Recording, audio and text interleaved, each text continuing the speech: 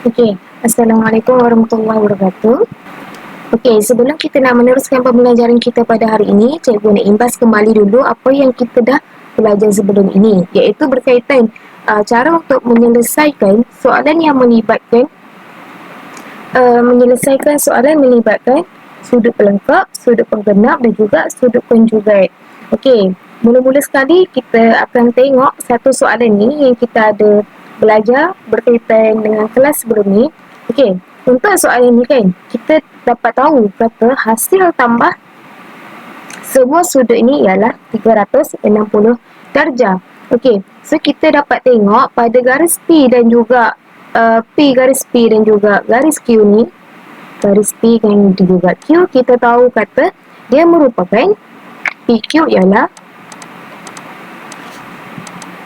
sudut penggenap.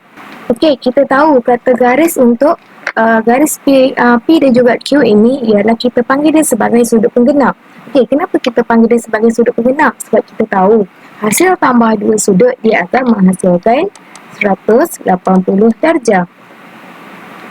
Okey, so macam mana kita nak cari nilai X yang pertama sekali kita tengok? Okey, untuk mencari nilai X, kita tahu hasil tambah dua sudut iaitu pada garis PQ ini dan juga X. Okey, so kita tahu kita boleh cari nilai X. Kita tulis dulu 180 iaitu sama dengan 65 tambah dengan X. Kemudian kita boleh cari untuk nilai X kita ialah berapa. Kemudian kita akan cari nilai X. Kita akan tulis 180 tolak 65. Kemudian kita akan dapat X kita ialah 115. Okey, kemudian kita dah dapat untuk X. Kemudian kalau untuk seterusnya kita tengok untuk Y pula. Okey, sebelum kita mencari Y, kita akan cari nilai Z terlebih dahulu. Kenapa kita nak cari nilai Z terlebih dahulu? Sebab kita tahu pada garis L dan juga M, iaitu hasil tambah X dan juga hasil tambah Z, kita akan dapat 180 dan kita panggil dia sebagai sudut penggenap. Okey, so macam mana kita nak carikan nilai Z tu? Kita tahu X 180 sama dengan X tambah dengan Z. Okey, tadi kita dah dapat kita punya X ialah 115 tambah dengan Z. Kemudian Z sama dengan 180 tolak dengan 115. So, kita akan dapat nilai Z ialah 65. Okey, Z kita ialah 65. X kita ialah 115. Okey, untuk X dan juga untuk Z. Kemudian kita akan cari pula untuk Y. Okey, untuk Y. Okey, macam mana kita nak cari nilai pada yang Y ni? Kita tahu apa pada garis P dan juga Q ialah 180. So, kita tulis balik 180 sama dengan 55 tambah dengan Y tambah dengan Z. Okey, 180 sama dengan 55 yang soalan tu bagi. Kemudian tambah dengan Y. Kita nak cari Y. Okey, Z yang kita dapat tadi ialah 65. Kemudian Y sama dengan 180 tolak dengan 55 tolak dengan 65. So, kita akan dapat Y kita ialah 60 darjah. Okey, tu adalah untuk soalan yang menyelesaikan masalah yang melibatkan sudut penggenap, sudut pelengkap dan juga sudut konjugat. Tapi dalam soalan ni, kita tengok sudut penggenap. Okey, hasil pembelajaran kita pada hari ini, apa yang kita nak belajar?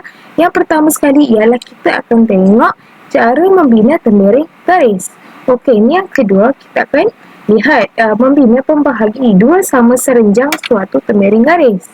Okey, kemudian seterusnya ialah membina garis serenjang kepada suatu garis lurus dan yang terakhir ialah garis selari dan menerang.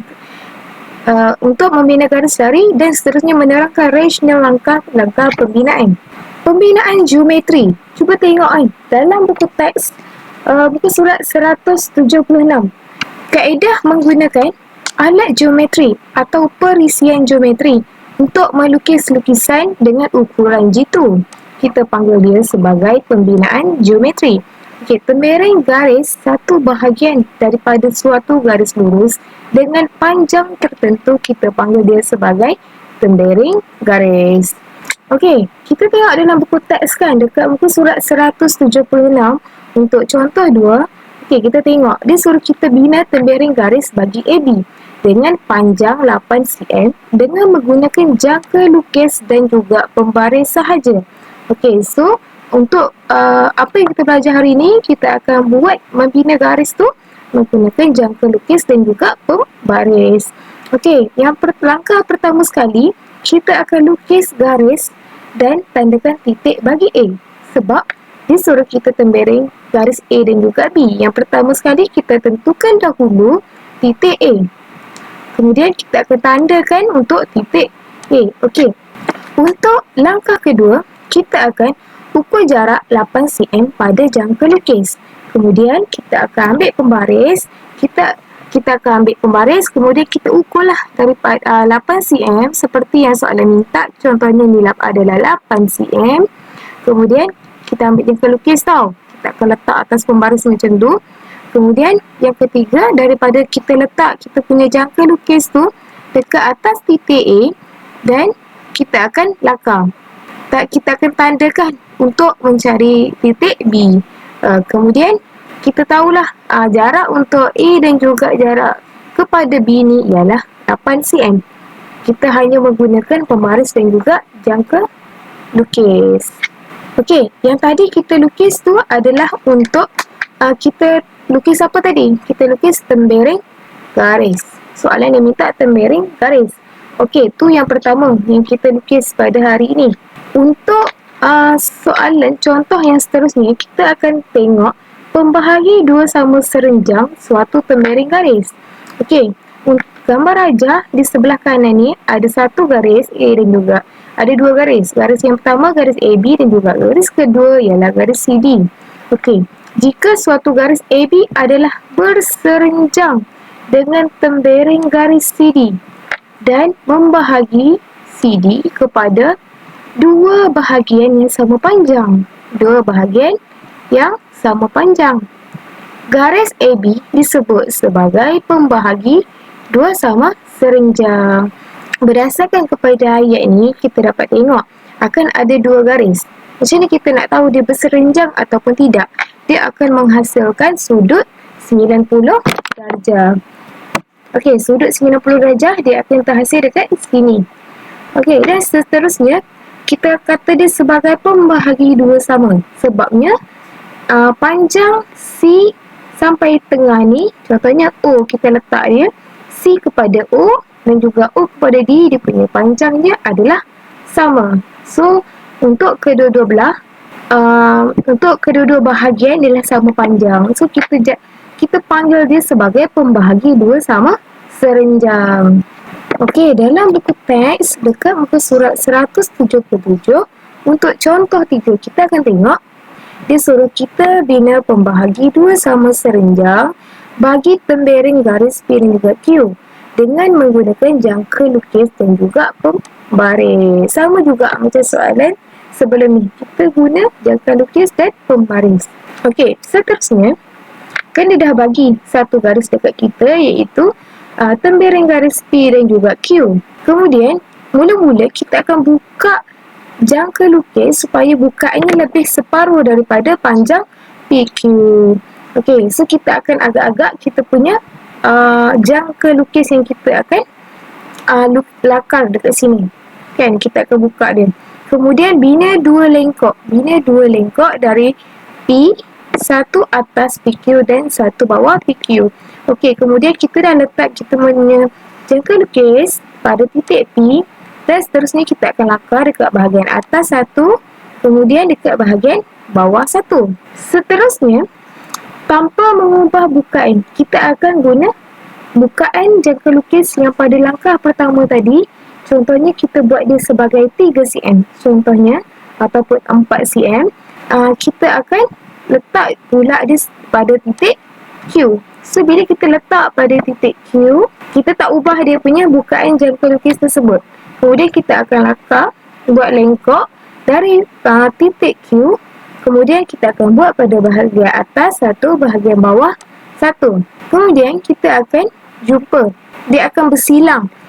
Garis dekat bahagian atas dan juga bawah dia akan bersilang. Kemudian kita kena menyambungkan titik persilangan lengkok yang kita dah buat pada langkah kedua dan juga ketiga tadi. So, kita akan dapat pembahagi dua sama serinjang. Macam mana kita tahu pembahagi dua sama serinjang? Sebabnya memang kita akan dapat panjang P sampai ke tengah ni dia sama dengan tengah ni kepada Q.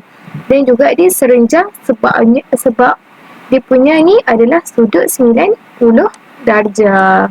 Yang tu untuk kita bina pembahagi dua sama serinjang. Okey, yang untuk seterusnya kita tengok garis serinjang kepada suatu garis lurus. Okey, dengan menggunakan contoh 4, buku teks 178. Okey, dengan menggunakan jangka lukis dan pembaris sahaja, bina garis serinjang kepada PQ dan melalui titik M. Mula-mula dia ada bagi garis, tembaring garis iaitu P dan juga Q. Okey, kemudian dia bagi satu titik M dengan bukaan jangka lukis yang sama daripada M. Okey, kita akan ambil jangka lukis, kita akan buka dia punya bukaan jangka lukis tersebut, dia sama dengan titik D ke titik M tersebut. Kemudian kita akan bina lengkok. Kita akan bina dua lengkok pada P dan juga Q. Okey, kita akan letak kita punya jangka lukis pada titik M. So, kita akan letak kita punya jangka lukis pada titik M. So, kita akan buat dua lengkok pada titik P dan juga pada titik Q. Kemudian kita akan label dia sebagai dua titik yang baru. Contohnya kita ambil dia sebagai R dan juga sebagai S. Okey, langkah kedua, dengan bukaan jangka lukis yang sama daripada R dan juga S, kita akan bina lengkok masing-masing.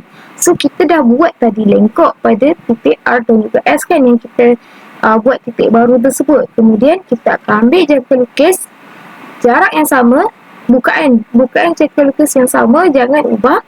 Kemudian, kita akan letak pada titik yang baru tadi, pada titik R dan juga pada titik S.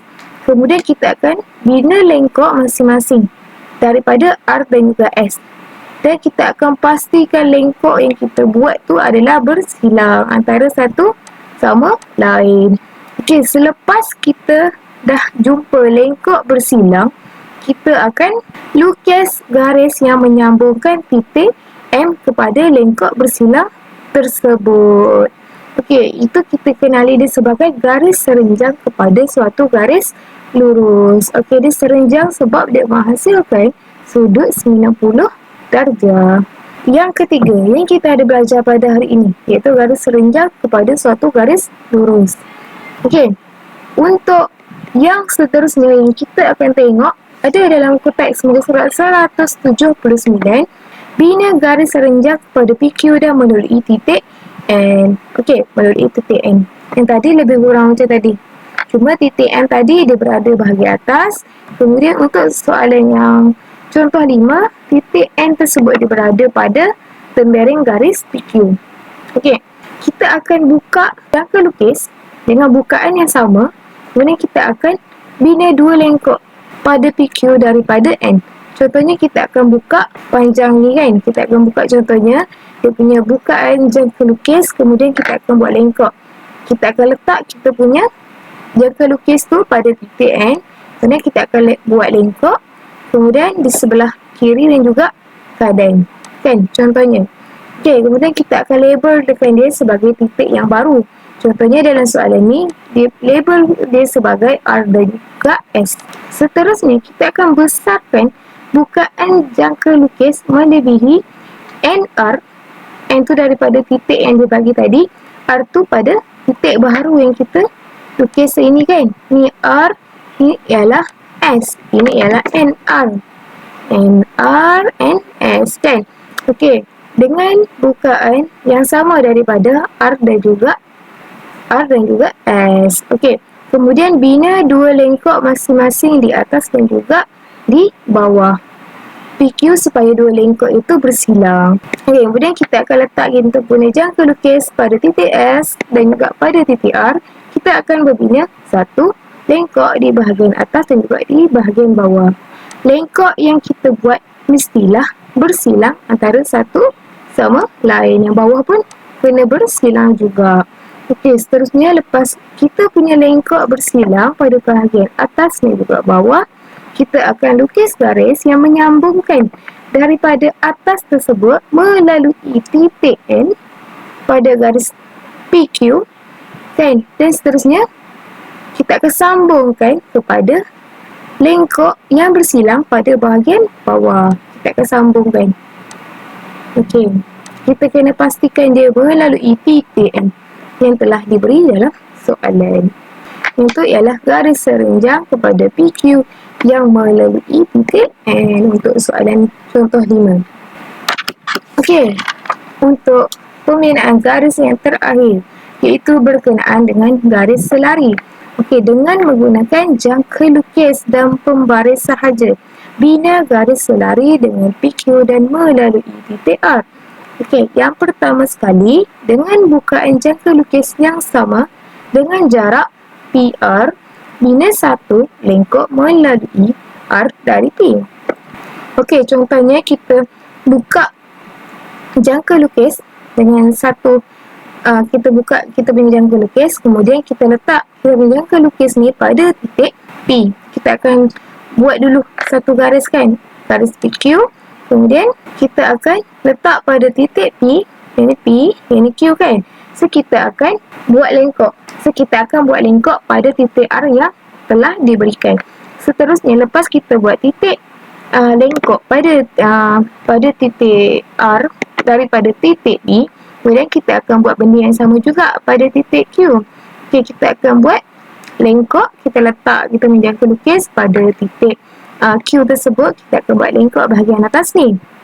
Okey, seterusnya kita akan buka kita punya jangka lukis dengan jarak yang sama dari PQ. Ni dari PQ, contohnya kalau dia adalah 6 cm, so kita akan buka kita punya jangka lukis daripada titik R kepada lengkok yang kita dah lukis tadi sebanyak 6 cm. Dia kena sama tau. Okey, bawah ni contohnya 6, atas pun dia kena 6. Kalau bawah ni 10 cm, atas pun kena 10 cm contohnya. Kemudian kita letak pada titik R, kita akan buat lengkok pada lengkok yang kita dah buat tadi, kan, pada langkah kedua tu. Okey, seterusnya kita kena pastikan lengkok tersebut adalah bersilang. Selepas kita pastikan dia punya lengkok tu bersilang, kita akan lukis satu garis yang menyambungkan R sini dengan titik yang bersilang. Boleh? Lepas kita yang bertitik bersilang ni, so kita akan lukis satu garis. So kita dapat lihat dia merupakan garis selari. Macam mana kita nak tahu dia garis selari ataupun tidak? Garis selari dia takkan bertemu dengan garis yang bawah ni. Contohnya sini R dan juga RS, kan, contohnya. Okey, garis RS dan juga garis PQ tidak akan bertemu walaupun garis dua ni dipanjangkan. Yang itulah kita punya garis selari yang kita dah bina. Okey, untuk latihan pengukuhan nanti boleh buat dalam modul 8.1F. Okey, seterusnya nanti refleksi. Boleh tekan dekat Telegram tersebut. Terima kasih.